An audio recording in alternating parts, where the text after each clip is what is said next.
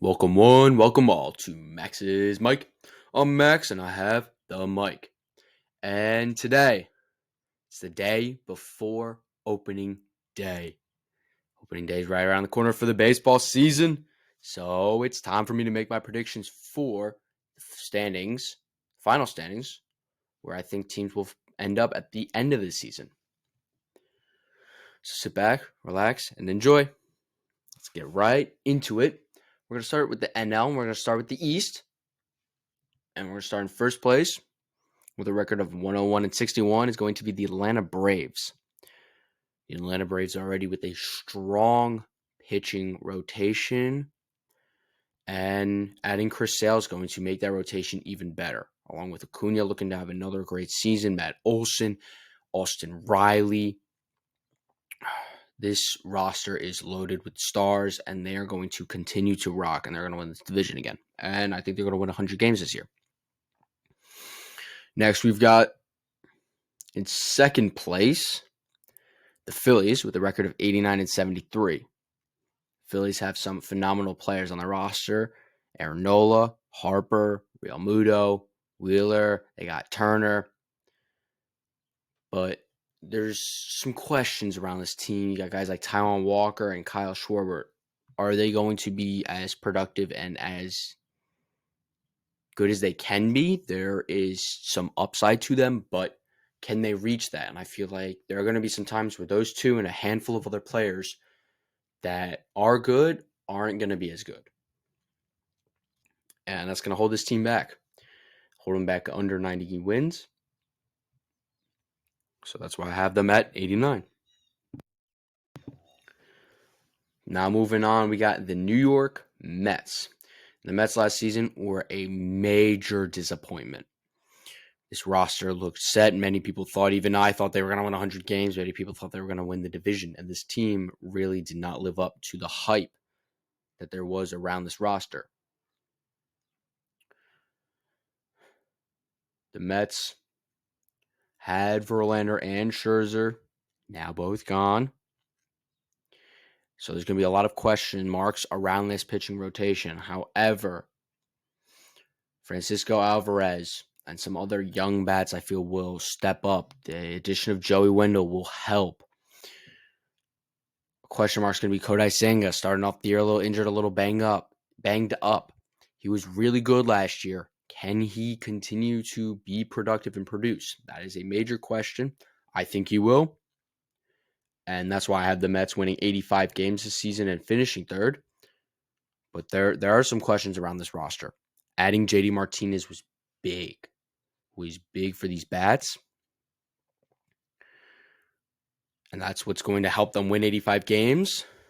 But this team needs some work, both offensively, defensively, in the pitching. And I don't quite know if they've got what it takes this year to even make the playoffs. And a big fear for Mets fans is now looking really into the future is that Pete Alonso is going to be a free agent at the end of the season. And where is he going to go? Is he going to stay? Is he going to go? And are those conversations going to happen this year? Can those conversations possibly affect Pete Alonso's production? Probably not, but you never know. So we'll see what happens there. But I think they'll 85 and 77. Next and fourth, we've got the Miami Marlins at 83 and 79. And to round off, we've got the Nationals at 62 and 100. You win 62, you lose 62. That's what you do with the other 50-ish games. You win 50, you lose 50. It's what you do with the other 62 that matter. That's the same. You win 50 and you lose 50. It's what you do with the other 62 that matter. And, well, I think the Nationals will win 12 and lose 38. That's the math, roughly. Now we're moving on to the NL Central. And in first place in the NL Central, I'm going with the St. Louis Cardinals. This roster's got some players, and they've added some more, getting Sonny Gray, Lance Lynn. Sonny Gray, a pitcher who's great unless he's on the Yankees. Unfortunate. And Lance Lynn, who's bounced around some teams but has been relatively solid and semi-consistent for the most part. Has a little work to do, but he can be really helpful on this roster. And I think they'll be really strong this season. Next, a team that not many people like the hype, and a team that people are also overhyping. And I feel like this team's somewhere in the middle, and that's the Cincinnati Reds. I feel like there are a lot of people that are like, Ellie De La Cruz is going to carry this team. They're going to be insane. And then some other people are like, oh, all they got is Ellie De La Cruz. But we've seen this team ball out and be really good last year. And we've seen them struggle a lot last year. So I've got them sat there at a record of 87-75. I think they'll win around 87, maybe 88 games. I think Ellie De La Cruz is the real deal. And he's going to prove it again this season by stealing a ton of bases and smacking the ball around the field and running and just being a nuisance on offense. He's just going to be that annoying hitter that no pitcher wants to face, because he's either just going to keep running around the bases, he's going to keep stealing, he's going to dance around, he's going to annoy you, and he's going to play baseball, though.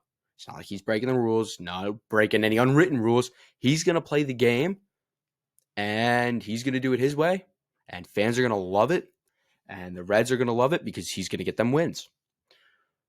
Not saying that the rest of the team can't do it, but he's going to be the face of that franchise if they can keep him there, and he's going to be the real deal. He's not some, remember that guy. He's not going to be one of that. He's going to be someone who's going to be talked about for a long time to come now. He's one of those future stars.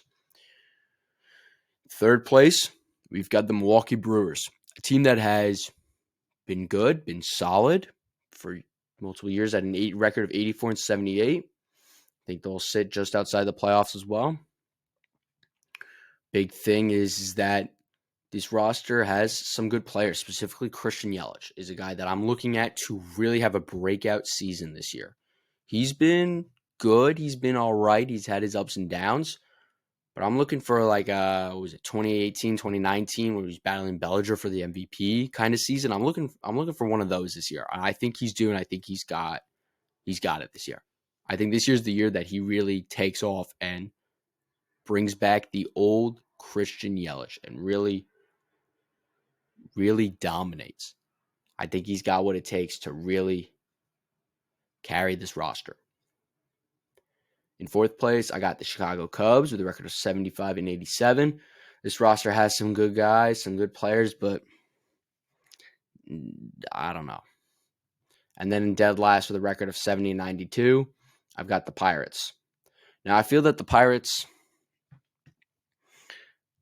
I'm not really seeing it. I feel like there's some potential for this team to win 80 games, have a winning record, finish maybe above the Cubs and the Brewers. I'm not seeing it right now. Roldis Chapman is busy hanging out with his mother. Martin Perez has been kind of up and down, but I think he has what it takes to be an ace on this pitching rotation. And they've got O'Neal Cruz, who, let's not forget, O'Neal Cruz is a really good player, can smack the ball around, is another fast guy. Quite honestly, I think he's kind of like an Ellie De La Cruz. I think the two of them are kind of the same. Big, strong hitters that can really smack the ball around the field and hit the long ball, but also have speed that you have to be wary of. As with these new regulations and the bigger paces, they're going to steal bags on you. They're going to steal, and they're going to keep stealing, and you're not going to be able to stop them. And you've got to either get them out at the plate, or you've got to find a way to just not let them get from third to home. Now, last NL division, we've got the NL West. And in first place, my prediction, a shocker to absolutely no one. A shocker to no one.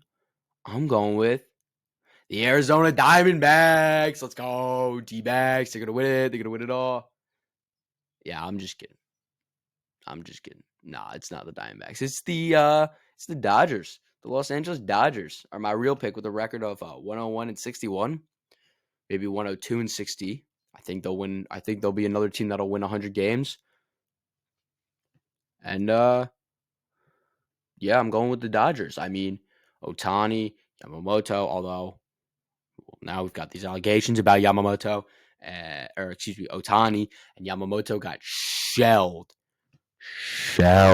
in his first game in the MLB. 1 inning, 49 pitches, 5 runs. What was it, like 8 hits? He got 2 Ks. He got 2 strikeouts. He pitched an inning. The guy that everyone was losing their minds about pitched an inning in his first start.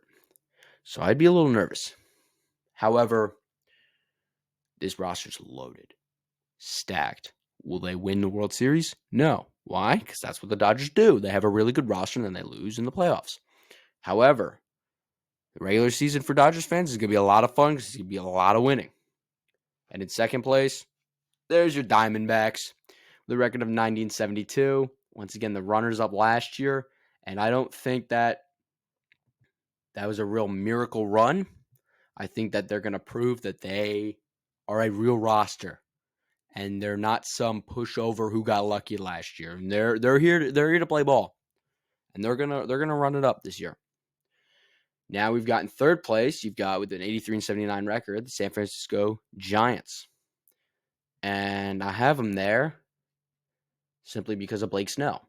I mean, they've got Matt Chapman, which was an interesting pickup because they got Ricky Casey Schmidt at third base, but we'll see what happens there. The addition of Blake Snell is a huge addition to this already relatively strong rotation. However, I just don't feel that they're going to be a playoff contending team. I feel like they're going to fall out of the playoffs at 83-84, kind of sit around with the Brewers, be talked about, be considered early in the year, be considered kind of late, but they're just not going to make it. They're going to fall short. Right behind them in fourth, we've got the 80-82 San Diego Padres. I don't know what's going on with this team. You had a really good roster last year, 100-win contending roster, and, well, they sucked. Then you lose Snell, you trade away Soto. They've got really no one. They're not going to be able to really contend with the Dodgers or the Diamondbacks. I think there'll be solid battles with the Giants, but I don't know what's going on.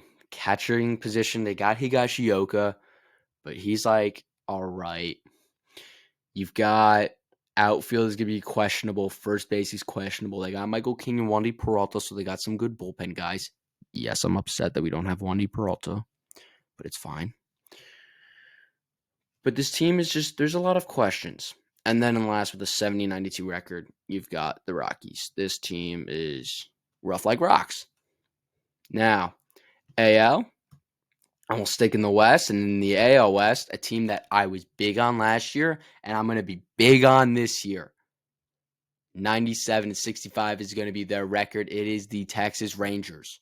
I talked them up last year in that pitching rotation. I'm going to talk them up again. Yes, I know that Jordan Montgomery's not there anymore, but guess what? He wasn't the main focus.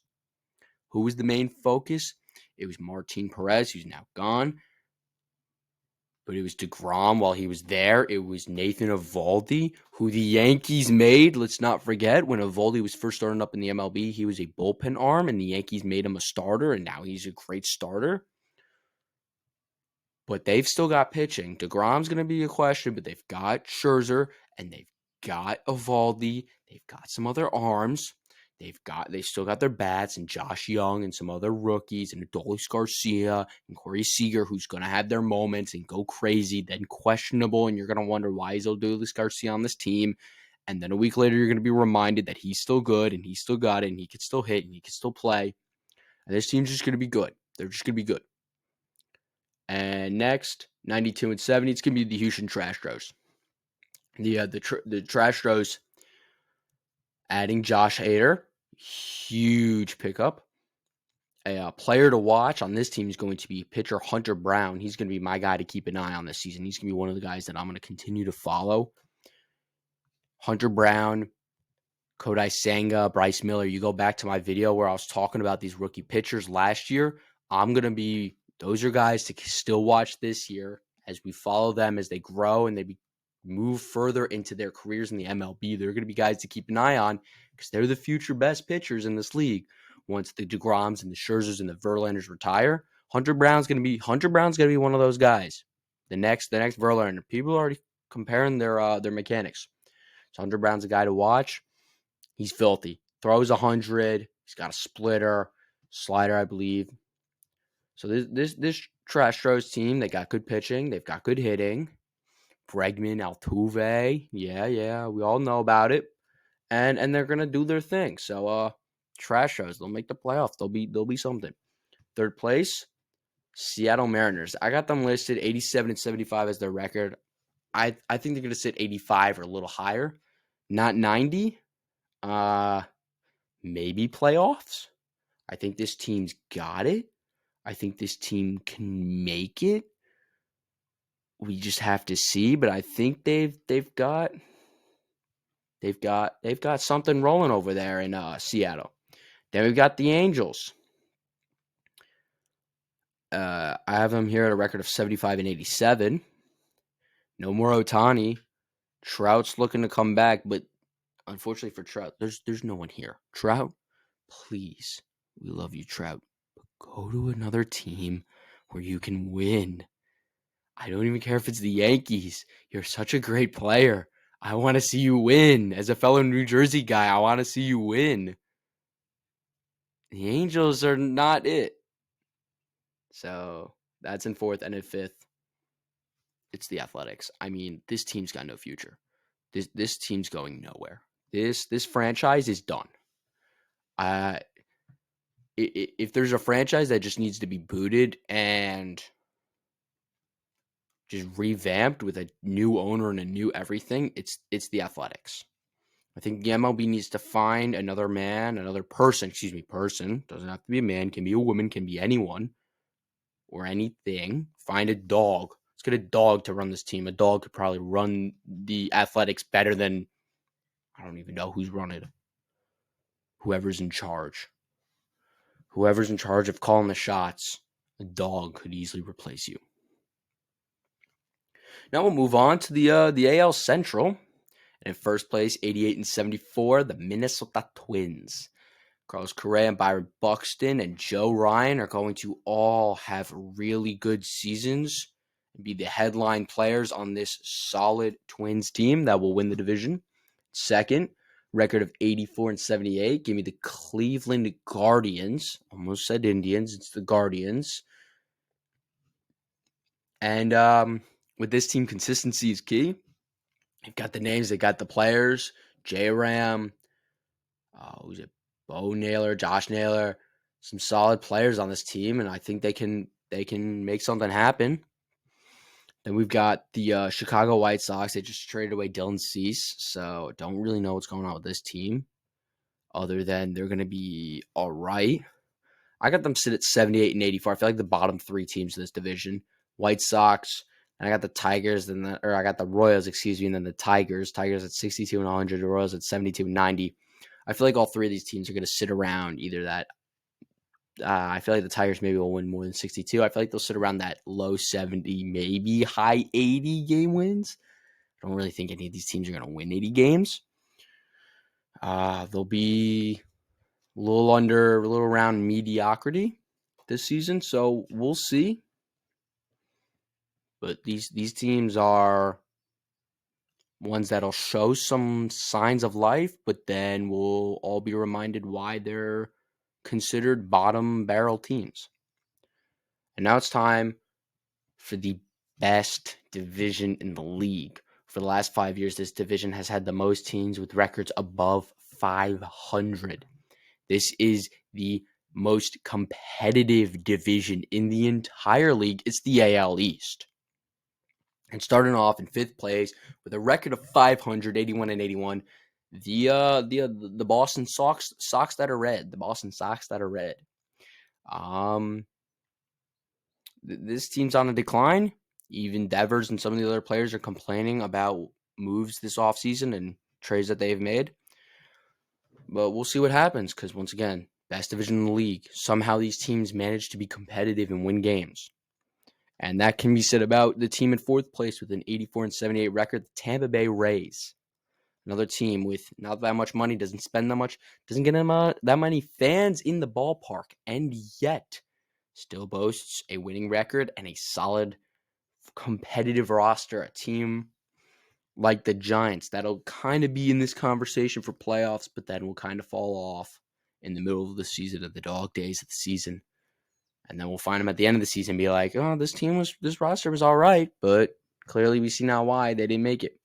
Now in third place, the roster that's got Joey Votto, Joey who bangs Votto, with a record of 87-76. Give me the Toronto Blue Jays. Blue Jays got a strong roster with some really great players, one of which is Vlad Guerrero Jr., cover of MLB The Show 24. Buy now today.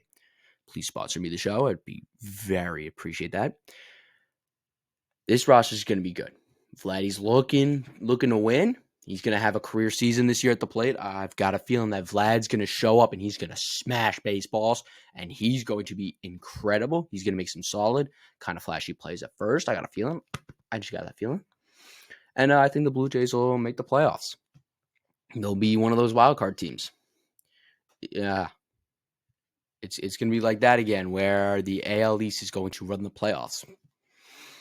In second place, with a record of 95-67, it's going to be my New York Yankees. It's going to be my New York Yankees getting back in the playoffs, getting back to winning ways. None of this 82-80, none of this barely winning record, missing out on the playoffs. No, we're back. We're back. Juan Soto, Verdugo, I'm on the hype train. Stroman, a little upset. Would have rather had Blake Snell, 2-time Cy Young Award winner, than Marcus Stroman, as you may have seen on my Instagram post that I was not happy about Stroman. I'm upset that we didn't get Snell. But you know what? This team's looking good. We missed out on Michael. We traded away Michael King. Didn't sign Wandy. Didn't sign Hader. Didn't sign Hector Neris. Some of the bullpen guys that I really wish we did.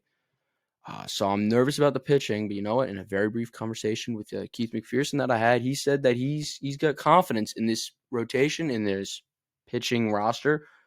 So I'm going to have confidence too, and I'm going to say we're going to win 95 games and we'll lose 67.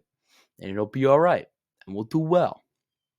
We've got a strong roster.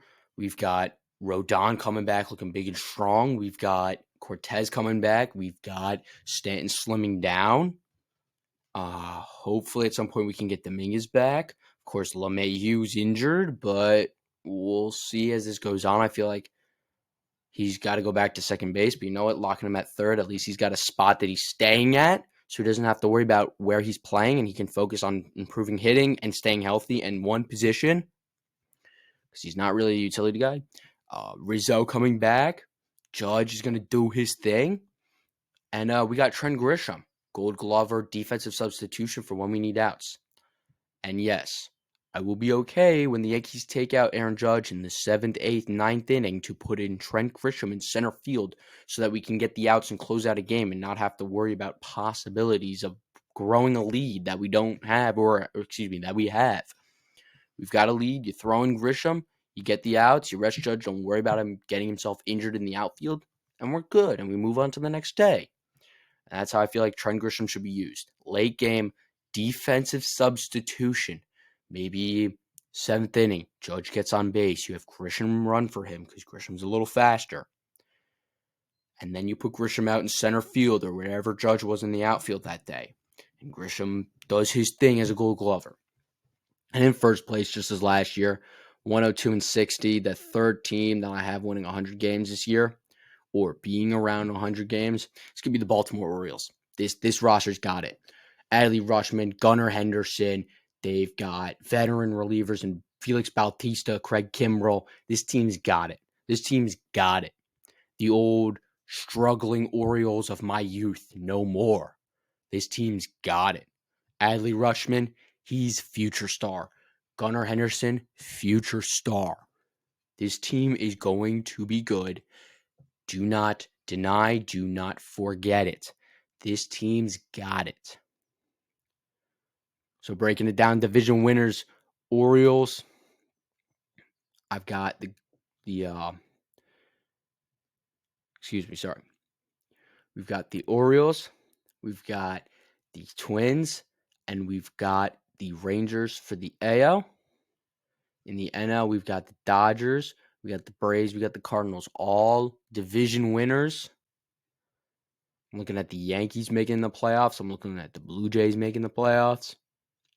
I'm looking at the Astros getting that last playoff spot. I like in the NL. I think the Diamondbacks will get a playoff spot. I think the Reds will get a playoff spot, and I think the Phillies will get a playoff spot. 3 wild cards, 3 division winners. That's how it works. That's how it is. Those are my predictions for this season. I hope everyone's enjoyed this video. I hope everyone's excited for opening day tomorrow. I know I am. I'm pumped. I cannot wait for opening day. Hope you all have a great day. Take care and goodbye.